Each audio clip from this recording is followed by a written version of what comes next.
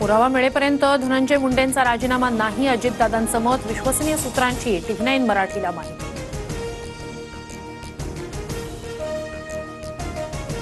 SIT आणि न्यायालयीन चौकशीपर्यंत धनंजय मुंडेंवर कोणतीही कारवाई करणार नाही, अजित पवारांची भूमिका. सूत्रांची माहिती.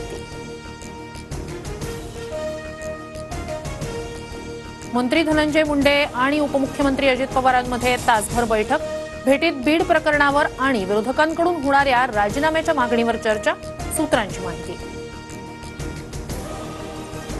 खंडणीसाठी मंत्री धनंजय मुंडेंच्या सातपुडा बंगल्यावर बैठक. मुंडेंनी 3 कोटींची खंडणी मागितली.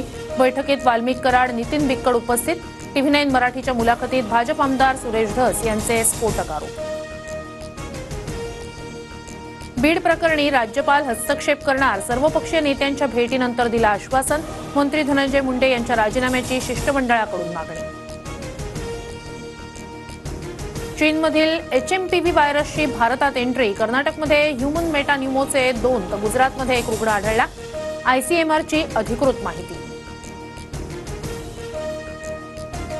मुंबई महानगरपालिका क्षेत्रात HMPV बाधित कोणताही रुग्ण नाही. मात्र मार्गदर्शक तत्वांचं पालन करण्याचं आवाहन. सर्दी आणि खोकल्याच्या रुग्णांचं सर्वेक्षण करण्याच्या आरोग्य विभागाच्या सूचना.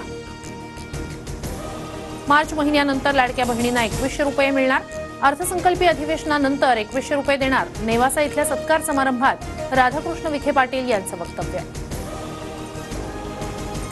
दिल्ली विधानसभा निवडणुकीच्या पार्श्वभूमीवर काँग्रेसकडून प्यारी दीदी योजना जाहीर. महिलांना महिन्याला 2500 रुपये देण्याचं आश्वासन. छत्तीसगडमध्ये जवानांच्या वाहनावर नक्षलवाद्यांचा मोठा हल्ला. 9 जवान शहीद तर 8 गंभीर जखमी असल्याची माहिती. शहीद जवानांची संख्या आणखी वाढण्याची भीती.